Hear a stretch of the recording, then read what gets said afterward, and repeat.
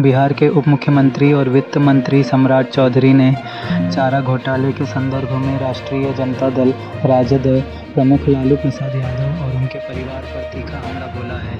उन्होंने घोषणा की है कि राज्य सरकार चारा घोटाले में शामिल दोषियों से 950 करोड़ रुपए की राशि की वसूली करेगी और इसे सरकारी खजाने में जमा करेगी।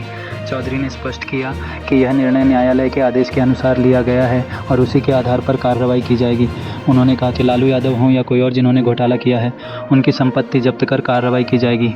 चौधरी ने यह भी कहा कि न्यायालय का फैसला है, सरकार का नहीं, और कोर्ट ने स्पष्ट रूप से कहा था कि इसके खिलाफ कार्रवाई करनी है। उन्होंने जोर देकर कहा कि अब 28 साल हो गए हैं, सुप्रीम कोर्ट तक से सजा हो गई है और कोर्ट ने संपत्ति जब्त की है। अब इसे कुर्क करके सरकारी खजाने में पैसा डालने का काम किया जाएगा।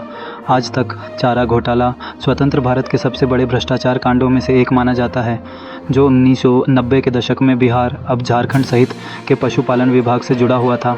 इस घोटाले में पशुओं के चारे और पशुपालन से संबंधित फर्जी दावों के जरिए सरकारी खजाने से लगभग 950 करोड़ रुपए की हेराफेरी की गई थी। उस समय लालू प्रसाद यादव बिहार के मुख्यमंत्री थे। डिप्टी सीएम सम्राट चौधरी ने तेजस्वी यादव पर भी निशाना साधते हुए कहा कि जो व्यक्ति 4 वर्ष की उम्र से घोटाले कर रहा हो, वह प्रवचन दे रहा है। उन्होंने तेजस्वी के नौकरी देने के दावे पर सवाल उठाते हुए कहा कि तेजस्वी लाख कोशिश कर लें, लेकिन अपने माता पिता के पाप को छुपा नहीं पाएंगे।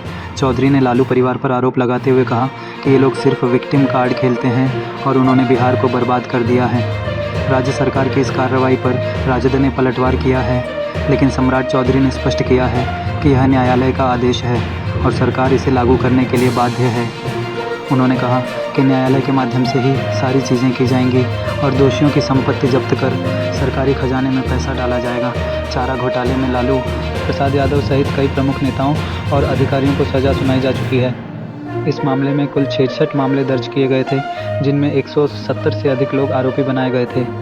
लालू प्रसाद यादव को 5 मामलों में दोषी ठहराया गया है और वे अब तक कुल 7 बार जेल जा चुके हैं। आज तक राज्य सरकार की इस कार्रवाई से यह स्पष्ट होता है कि वह भ्रष्टाचार के खिलाफ सख्त रुख अपनाने के लिए प्रतिबद्ध है और न्यायालय के आदेशों का पालन करते हुए दोषियों से सरकारी